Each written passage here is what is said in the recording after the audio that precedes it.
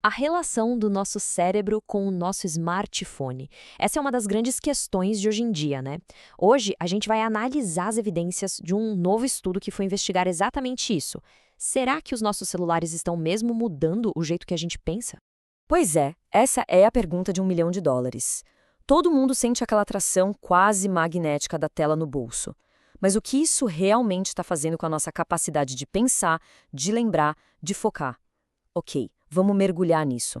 Essa é uma experiência que todo mundo conhece. Rolar o feed, responder uma mensagem, deslizar a tela. Nossos celulares viraram praticamente uma extensão do nosso corpo. Mas para entender o custo real dessa conexão sem fim, os pesquisadores precisavam de um lugar onde isso fosse levado ao extremo. E para achar respostas, eles foram para um lugar onde os smartphones estão, bom, em todo lugar. Com quase 100% da população usando um, os Emirados Árabes Unidos se tornaram um laboratório perfeito para entender os efeitos do uso exagerado.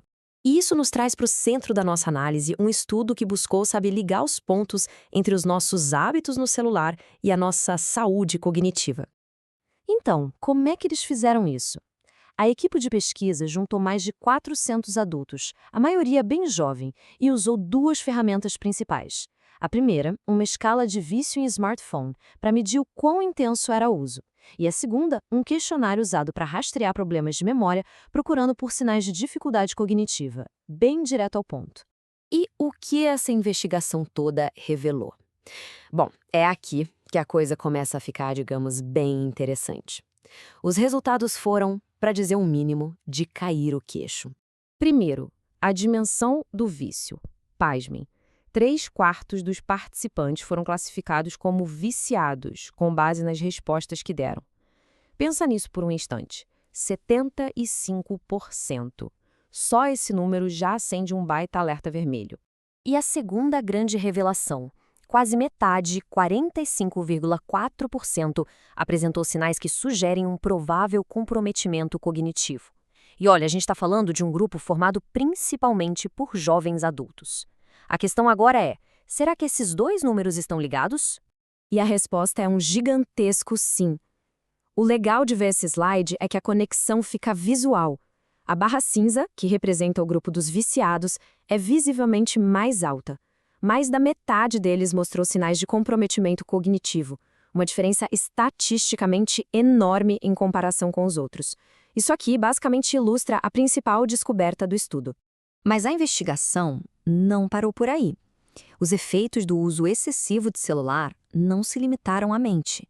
Tinha também um preço físico sendo pago.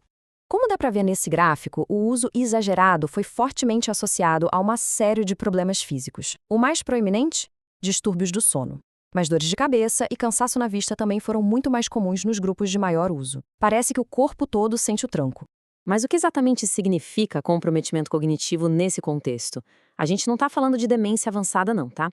Este slide mostra os problemas específicos que as pessoas relataram, coisas como perder o interesse em hobbies, problemas com o raciocínio e a memória do dia a dia e dificuldade em lembrar de compromissos. São mudanças sutis, sabe? Mas que são bem significativas na função diária. E tinha ainda outra camada importante na história.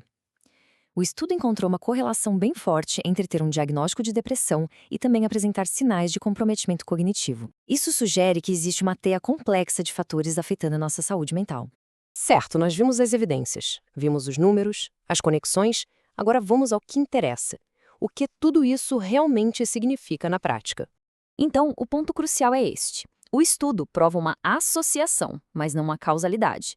Isso quer dizer que existe uma ligação estatística forte entre as duas coisas, mas não dá para dizer com certeza que uma causa a outra. Será que pessoas com predisposição a problemas cognitivos acabam usando mais o celular?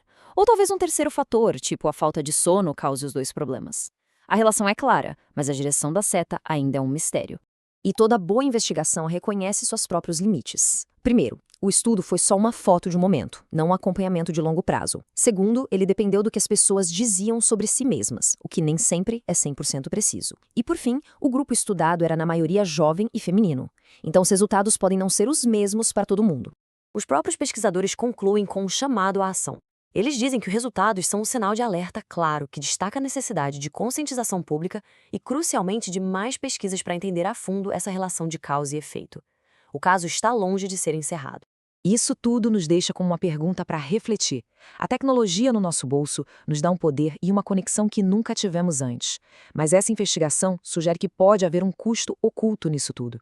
A questão que fica é: a gente tem consciência do que está sendo colocado nessa balança? Obrigado por acompanhar essa análise com a gente.